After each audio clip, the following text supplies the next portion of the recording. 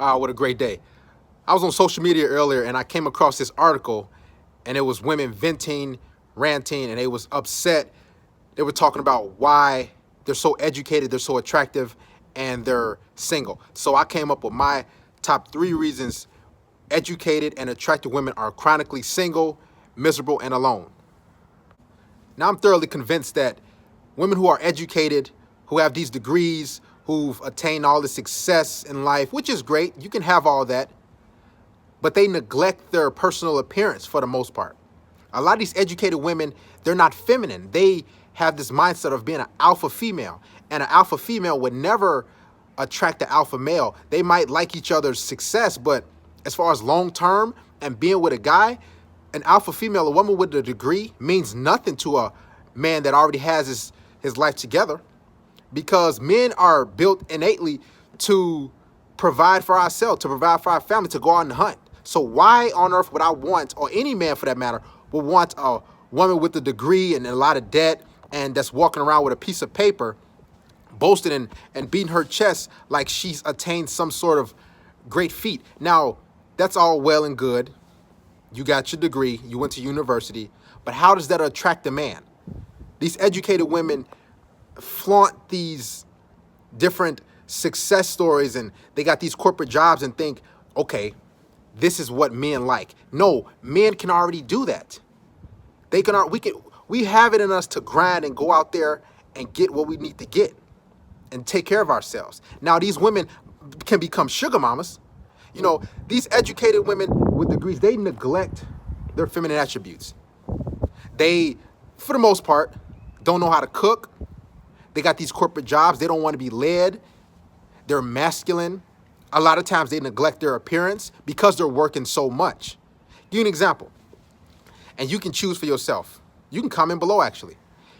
The first woman, woman A, let's say she's a Harvard graduate, and she has a degree, her master's degree in whatever field, but she's kind of overweight. She doesn't really work out. She has a bad attitude. She feels entitled. She doesn't know how to cook a good meal, breakfast, lunch, or dinner. I'm not talking about throwing waffles in the toaster. I'm talking about cooking a good meal. She feels as though she doesn't need to make a man feel good, cater to his needs, and give him a massage. Would you choose that woman or woman B? Let's just say she works at your nearest convenience store, or she works in retail, but she's attractive. She's in shape. She can cook. She cleans up after herself, and she's ready and wanting to be led. Who would you choose? Woman A or woman B? Usually 9 times out of 10, men will choose the more attractive, submissive, feminine, docile type of woman because that makes his life easier. The second reason, women's standards are far too high.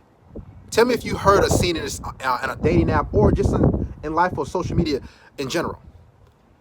She's looking for a man who can make her laugh, who can cook, who can clean, who's in shape, who must love dogs, must love to travel, must love this, must love a long laundry list of things, right?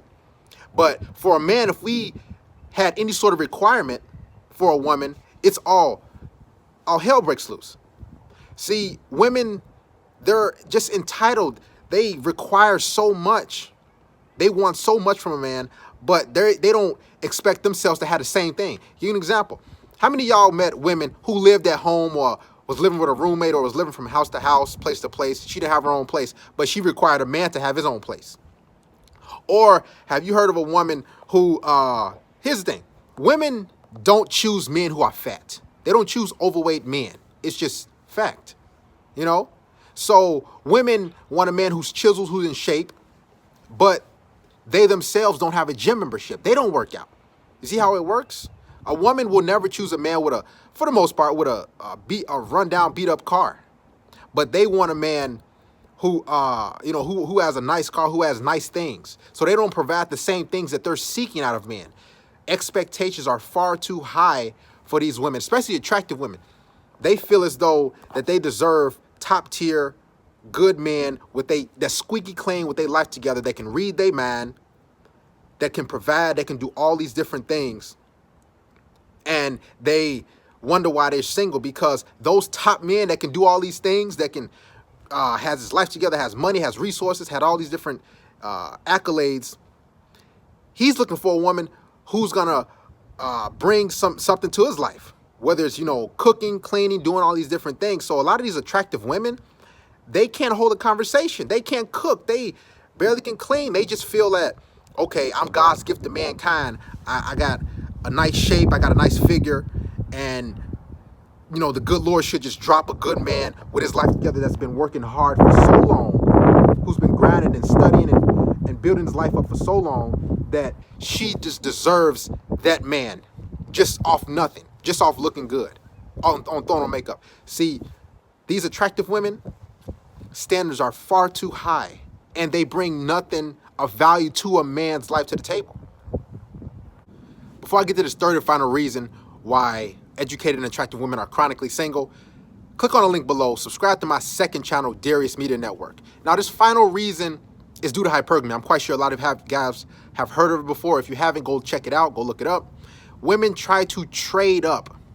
They try to get the man with the highest resources, the most means and value, the ones that are the wealthiest. So, give you an example. If a woman chooses you and she's with you and she feels as though she can do better after she slayed and conquered you, she'll innately go try to get with another man who makes more. She'll search out for another guy. Now, they do this between the ages of 18 to 28 to 30. So woman has about 10 years to find a good man, because the most valuable asset a woman has is her looks, correct?